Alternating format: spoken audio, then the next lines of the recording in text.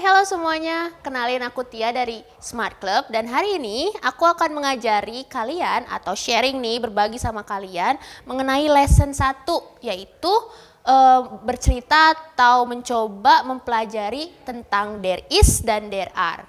Nah, kalian tahu gak sih kalau kalian pengen ngobrol dalam bahasa Inggris, lalu pengen menyatakan sesuatu mengenai sebuah benda, menunjuk sebuah benda, lalu bilang ke teman kalian, di sana ada sesuatu nih. Nah, gimana sih caranya kalau kita mengatakan itu dalam bahasa Inggris?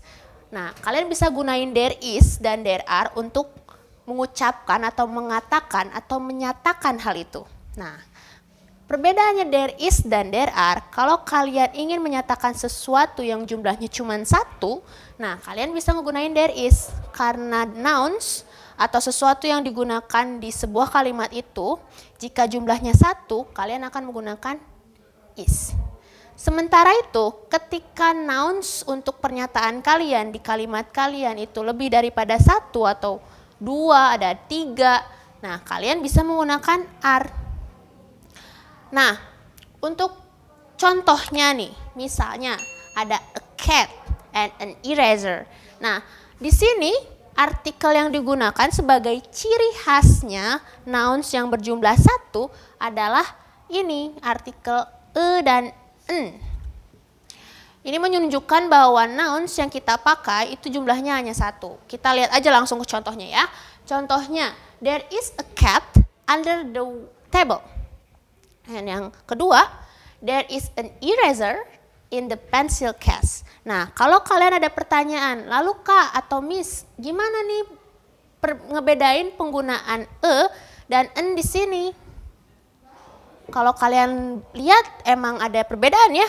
Kalau di sini kita menggunakan e tanpa n, lalu kita di sini menggunakan e dengan n. Cara ngebedainnya, kalian harus pastiin dulu noun setelah artikel ini suaranya terdengar seperti apa sih? Suaranya ya, karena kalau misalnya kita lihat dari hurufnya, belum tentu suara pengucapan di dalam bahasa Inggrisnya akan terdengar seperti vowel atau a, i, u, e, o. Jadi gini, e digunakan untuk nouns yang terdengar seperti konsonan saja, jadi tidak ada a, i, u, e, o yang terdengar. Kayak cats. Cats ketika diucapkan lebih terdengar seperti k kan awalnya. Sedangkan kalau eraser, an eraser, eraser ketika kalian mengucapkannya lebih terdengar seperti i.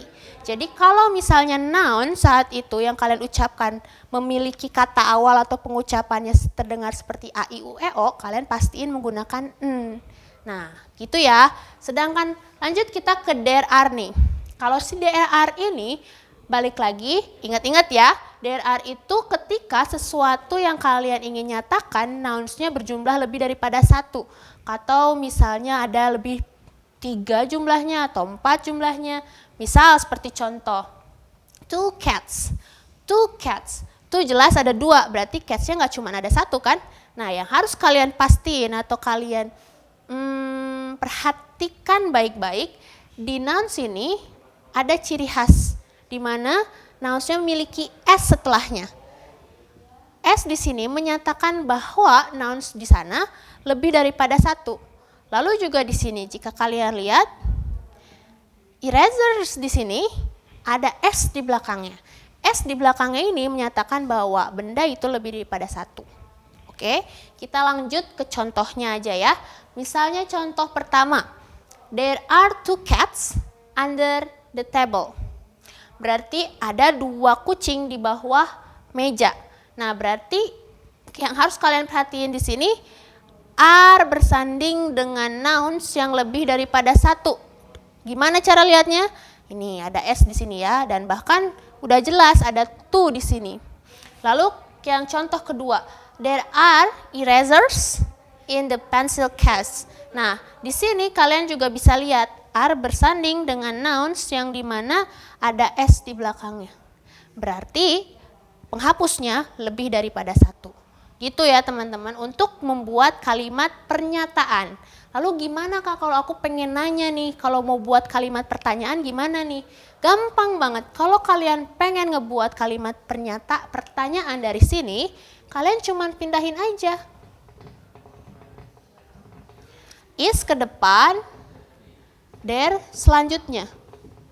Is there a cat under the table? Dan yang paling kalian gak boleh lupain tanda tanyanya.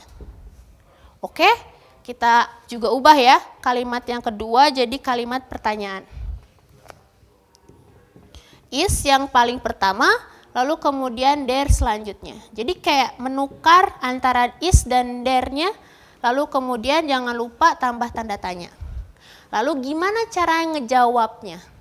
Kalau misalnya kalian menyatakan iya, berarti yes, there is.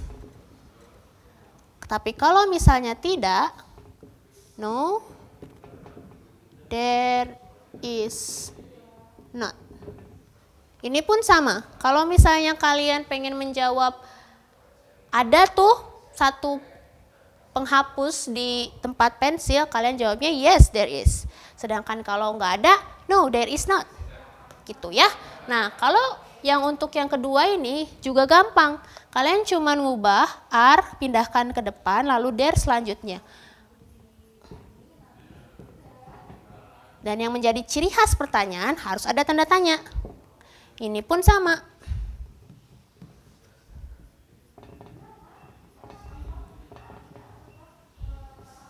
Nah, untuk ngejawabnya berbeda dengan is yang menggunakan is, kita cuma ganti pola yang di sini dengan are. Jadi, yes, there are, atau no, there are not. Di sini pun sama. Kalau misalnya kalian ingin menjawabnya, nggak ada penghapus tuh di pencil case. Kalian jawabnya, no, there are not. Oke, sekian dari pelajaran lesson 1. Sampai jumpa di lesson selanjutnya.